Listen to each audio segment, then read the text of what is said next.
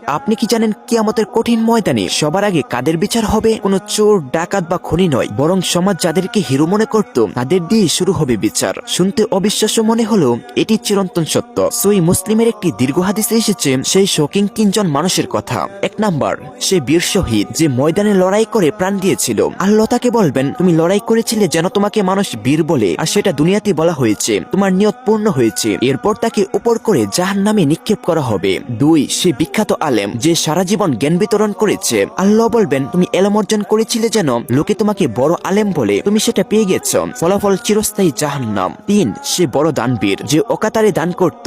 আল্লাহ তাকে বলবেন, তুমি দান করেছিলে যেন লোকে তোমাকে দাতা বলে, তোমার সব তুমি দুনিয়াতে মানুষের প্রশংসার মাধ্যমে নিয়ে নিয়েছ। তাকেও টেনে হিস্ট্রে জাহান্নামে নেওয়া হবে। কেন এমন ভয়াবহ পরিণতি হবে? কারণ তাদের আমল ছিল পাহাড় সমান, কিন্তু নিয়ত ছিল বেজাল। তারা আল্লাহ সন্তুষ্টির চেয়ে মানুষের তালি বা বাহবা পাওয়া বেশি গুরুত্ব দিয়েছিল, যেটাকে ইসলামে বলা হয় রিয়া বা লোক দেখানো ইবাদত। আমাদের ফেসবুক পোস্ট, আমাদের দান সদকা বা আমাদের নামাজ সবই কি শুধু আল্লাহর জন্য, নাকি মানুষের লাইক কমেন্টের প্রত্যাশায়? হে আল্লাহ, আমাদের প্রতিটি কাজকে লোক দেখানো মানসিকতা থেকে মুক্ত রাখুন এবং শুধুমাত্র আপনার সন্তুষ্টির জন্য কবুল করুন।